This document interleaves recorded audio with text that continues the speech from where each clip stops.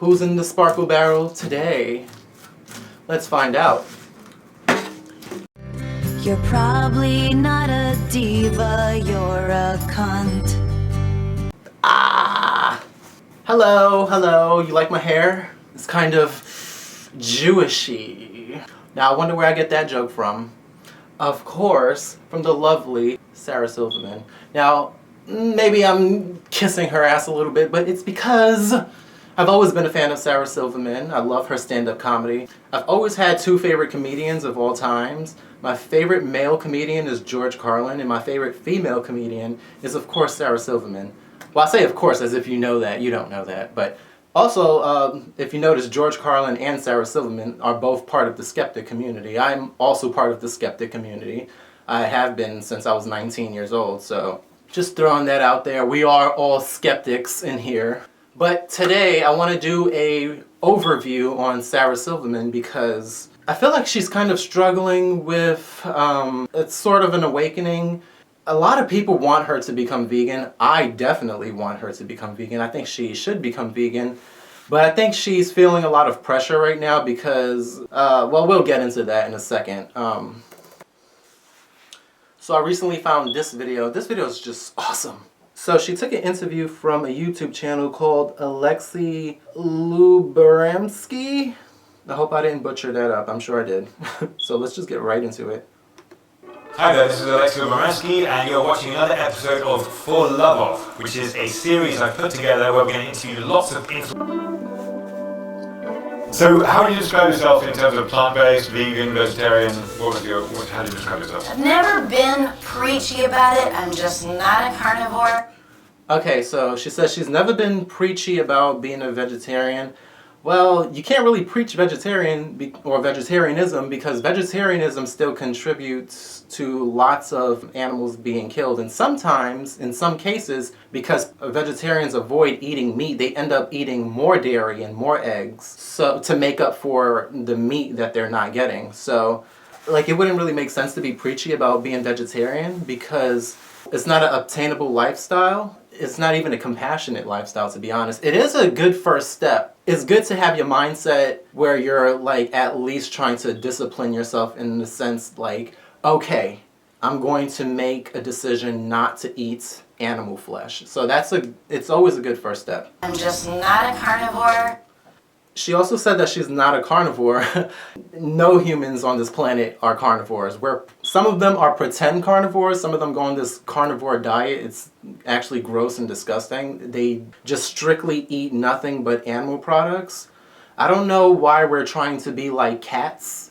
I mean, not even lions and cats and bears eat chicken's eggs or cheese from cow's milk. So you would never see an actual carnivore in the wild eating chicken's eggs and dairy. But yeah, just making a point, none of us are carnivores.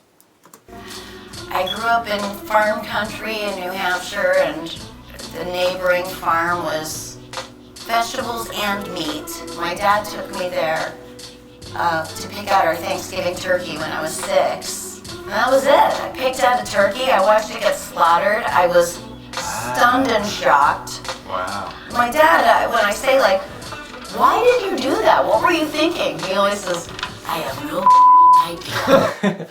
Yeah, I think it's safe to say that children sometimes are smarter than the adults in the situation. Like, adults really are just children who actually never grew up. Most parents are just children who actually never grew up. So that dynamic is kind of weird how sometimes children have more compassion than adults. Like, to him it was fresh meat. I think it's important to see how meat is made because either you're she definitely got a thumbs up for that. Hold up. Okay. gonna go, ooh, fresh meat, or you're gonna be horrified and not want to put it in your mouth. Yeah.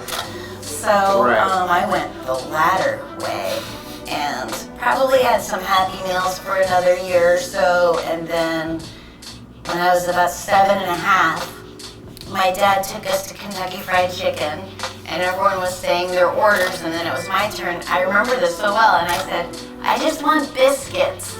And then my dad sat me down at a little table for... Sarah Silverman, you can tell that she's such a compassionate person at heart. like she doesn't want to harm animals, and it's so obvious. Like she doesn't want to do that. Like she put her foot down when she was a child. That's just amazing. Too, and he said, well, let's just admit that you're a vegetarian and figure out what you can eat. I've never even tried fish. That smells f***ing gross. It from like lobster tongue. Yeah, fish is actually disgusting. Did your family ever cook it? Yes. Or you just never liked it? I would just be like, Okay, admittedly, I used to eat fish, but it is actually gross. Like, I'm just disgusted by all meat, all animal products at this point. But that's amazing that she never liked fish. it's disgusting. To me. Yeah. To me. I'm sure it's good for you, although they say mercury levels are high. Exactly. I always say there's 4 doorways in, which is... Yeah, there's a lot of mercury inside of fish, inside of sea creatures, because they absorb that into their bodies from the oceans.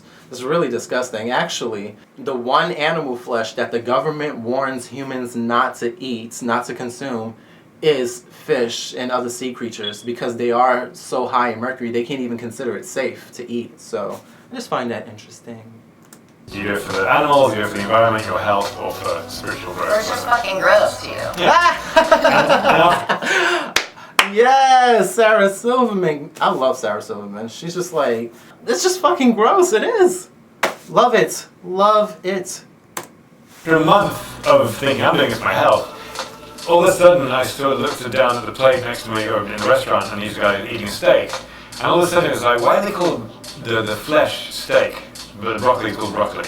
Because if you say flesh, Yeah. it's grosser unless people will eat it. Right. Thank you. Okay, you can watch the rest of that. The video is right there for you to see. You can go look that up. I do want to move on from this because I don't want to take too much time. So we're going to go to Sarah Silverman's biggest struggle. We're going to analyze what she actually eats. What's her struggle?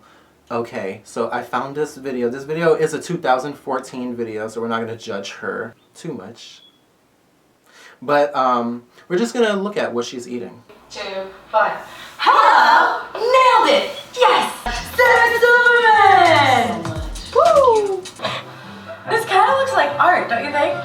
Nothing but baskets! Are you a vegetarian? I'm a vegetarian. I eat cheese because I'm an American. Yeah. I think she struggles the most with cheese. She eats cheese because she's an American. I don't believe that. I just don't, because everybody in this freaking planet eats cheese. Like, no matter what region, where you grew up, everyone's addicted to cheese. The truth of the matter is people eat cheese because it's high in casomorphine. It has casein in it, which is, it's literally like a drug.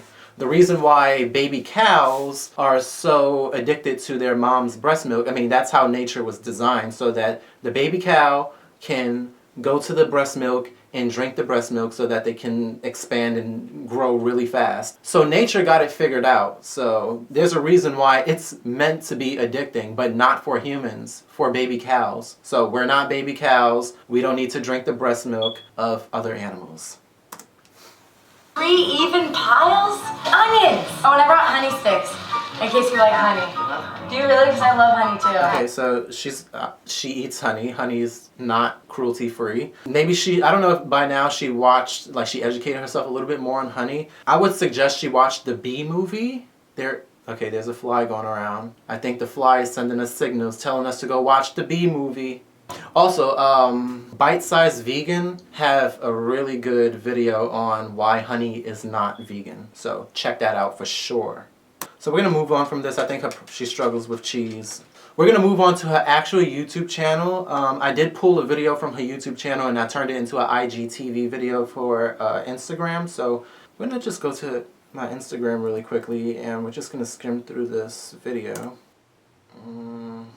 Okay. IGTV right here.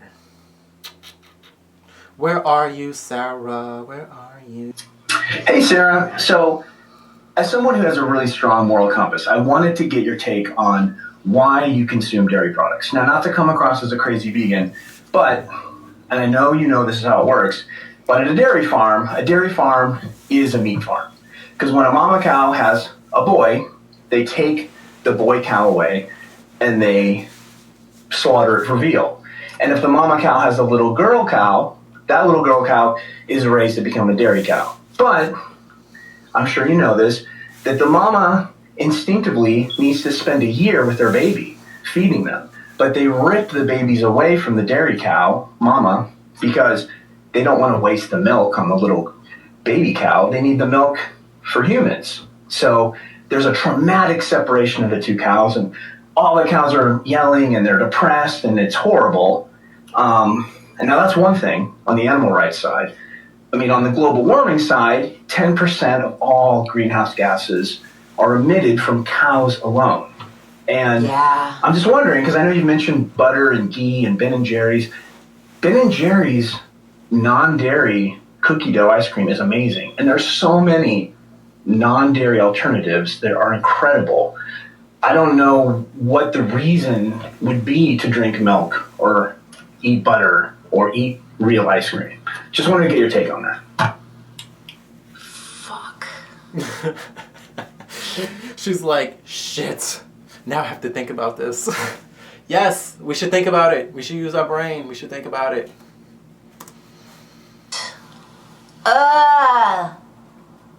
He's right. Well, the first step is admitting that vegans are right. So I give her massive credits. If I had 10 thumbs, I would give her 10 thumbs up. I'll give her 10 fingers up.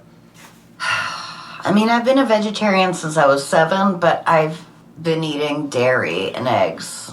Sometimes I don't eat eggs. Like right now, I'm not eating eggs because I can't. It grosses me out. Okay, so she's not eating eggs right now, which is great. This is actually more recent, so. When the pandemic started, I went right back to eating eggs when I was in quarantine. Now I'm back off of them again.